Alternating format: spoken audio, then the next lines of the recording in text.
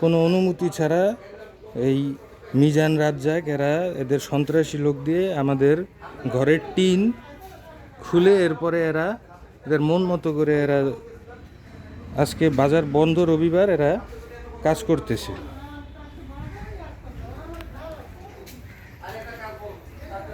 এরা অবৈধভাবে জোর দখল করে আমাদের সম্পত্তি লুটপাট করে এভাবে খাইতেছে। এর ফলে আমার বাবা প্রথমবার যখন হার্ট অ্যাটাক করে, আব্বুকে একটা ঋণ বসাইছিলাম আমরা এই বছরের এই 2025 সালের জানুয়ারির 20 তারিখে।